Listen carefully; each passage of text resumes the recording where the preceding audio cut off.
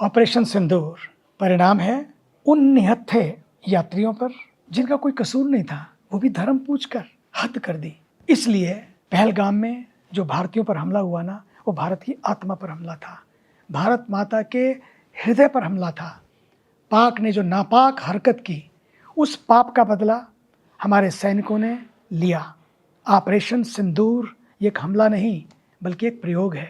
मैं आशा करता हूँ कि ये बदलाव लाएगा। भारत किसी को भी कभी छेड़ता नहीं है, पर कोई छेड़े तो उसे छोड़ता भी नहीं है।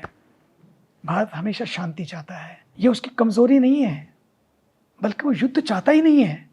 No aggression, no war is not the way. Bharat दोस्ती भी जमकर करता है, और कोई दुश्मनी करे ना तो फिर उसका जवाब भी चुन चुन कर देता है। ऑपरेशन सिंदूर ये हमारे वीर जवानों के शौर्य, रणनीति और संकल्प का प्रमाण है। दुनिया तो मार्क ड्रिल का इंतजार कर रही थी। आदरणीय मोदी जी के नेतृत्व में सेना ने तो पाकिस्तान में ड्रिल कर दिया। बस बूम और सब डूम, ना सरहद लांघी ना मर्यादा, बस घर बैठे ऐसा किया कि आतंक के सारे किले नेस्तनाबूद कर दिए। भारत की लड़ाई किसी देश के खिलाफ नहीं है, बल्कि आतंकवाद और आतंकियों के खिलाफ है। 25 मिनट, 9 आतंकी ठिकाने और सैकड़ों नेस्तनाबूद। ये नया भारत है, ये मोदी जी का भारत है, ये आज का भारत है। और फिर आदरणीय मोदी जी के नेतृत्व में हमारे गृह मंत्री जी, हमारे रक्षा मंत्री जी, दोनों, ये तीनों एक संगम है, इस देश का संगम बचा रहे हो। फिर हमारे तीनों सेनाओं के सेनापति, हमारे सैनिक वेतन के लिए नहीं, वतन के लिए लड़ते हैं।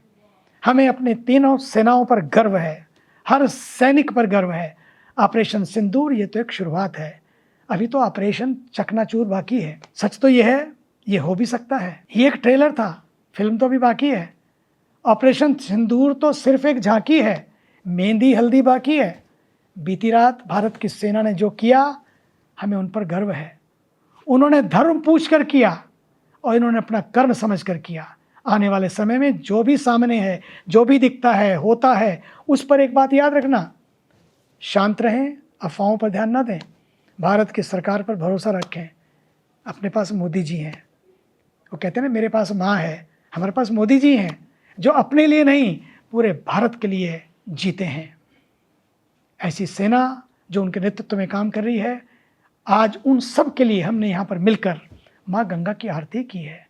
झूम उठे लोग, चूम उठे लोग, भारत माता की जय, वंदे मातरम से सारा वातावरण परमार्थ निकेतन ऋषिकेश में गंगा के पावन तट पर देखने जैसा। तो आज माँ गंगा की आरती, आज हमारे सभी उन सैनिकों को समर्पित, ताकि उनका मनोबल बढ़ा रहे और हमारे सीमाओं की सुरक्षा करते रहें।